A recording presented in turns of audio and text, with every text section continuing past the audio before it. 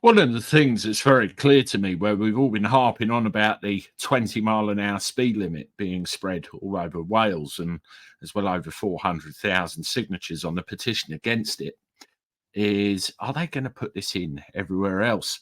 I brought you a video earlier about the fact that they're spreading it throughout Cornwall, and a little bit of information there. And also, they're spreading it in other places as well. And there appears to be this big overall agenda, governing every single thing. So let's have a look.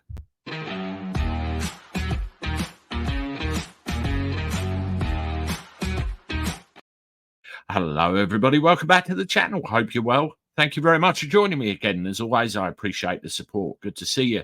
Please make sure that you've got the right buttons pushed, you're subscribed, the notification bell switched on so you keep up to date with everything that goes on. Handy to Gabby Cabby.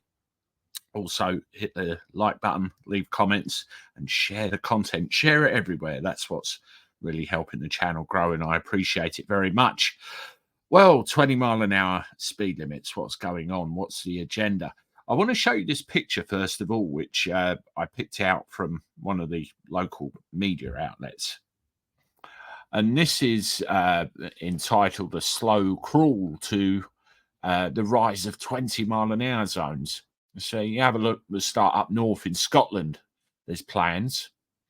In Manchester, you've got them there. In London, we know they're there and they're being extended. In Wales, there's just a blanket policy of 20-mile-an-hour zones all over the place. And down in Cornwall, they have 20-mile-an-hour zones, and there's plans for a lot more. You can see in Birmingham and Newcastle as well, and also Liverpool. There are 20-mile-an-hour zones all in there. 28 million Brits could soon be living in enforced 20-mile-an-hour zones. You can see from the picture there. So it is a definite agenda, what I would call mission creep, where they try and push it around everywhere and try and sneak it in and show you the benefits of it. Now, there was a very interesting voluntary organization or voluntary group whose website I want to show you now.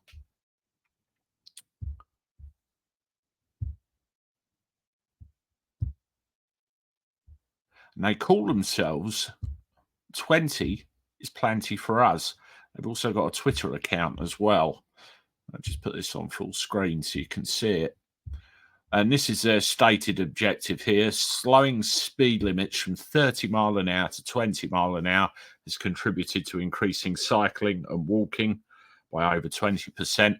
20 mile an hour increases physical activity and reduces traffic cyclist casualties fall as well.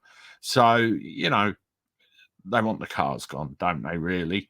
You get to a stage where if a car's driving at 20 miles an hour, the bikes will end up going faster. I mean, we saw this situation the other day, didn't we, where a load of cyclists got pulled over for speeding, and I'm not sure whether they could actually get done for it or not. That was the thing. In addition, there is some government information on here, which I'll show you as well, and that is called Active Travel England. Now, this is all about as it sounds, encouraging active travel within England, improving cycling and walking routes, reducing speed limits, and actively encouraging people to get on their bikes, walk, and take what they call sustainable means of transport. And you can see all of the pedestrianised areas, the LTNs, the bikes, and everything else. You can see exactly where they are heading with this whole idea. And it will creep everywhere in the end. They're trying it in the places which we've already discussed. I've said as well in Margate, where I live, it's here as well, and they're talking about putting it out in a lot of residential areas around the place.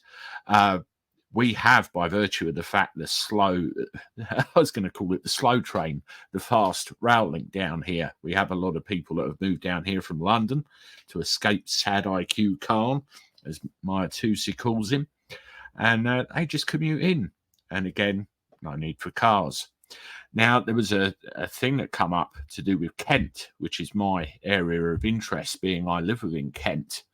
And this is what it was: benefits of a 20-mile-an-hour limit scheme. Here you go.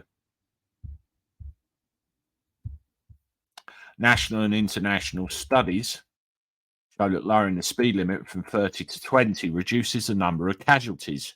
This is recognised by bodies such as and the US recently mandated 20 mile an hour as the right speed limit where people and motor vehicles mix. So this is where it's all coming from at the end of the day. We know this. The reduction from 30 to 20 is already being implemented across many towns in the country.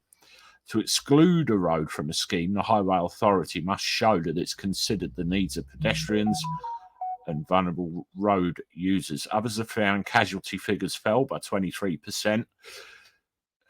That is a good thing. People not dying when they're hit by vehicles, whichever way you look at it. But are there other ways of, achieving that? Drivers have observed 30-mile-an-hour limits more, as well as a 20-mile-an-hour limit in Bristol. Implementing 20-mile-an-hour speed limits leads to a general reduction in speeds on faster roads. 1 mile an hour reduction in speeds on urban roads is recognised as leading to 6% fewer casualties. 2 out of 3 people surveyed support the reduction before and after implementation. And there's a lot of stuff about 20-mile-an-hour schemes and that word, active travel, traffic calming measures, economic costs, and so on and so on and so on. There's a lot of reading there. But you can see with those 3 things alone, there is very much an agenda at play here, and they want this in.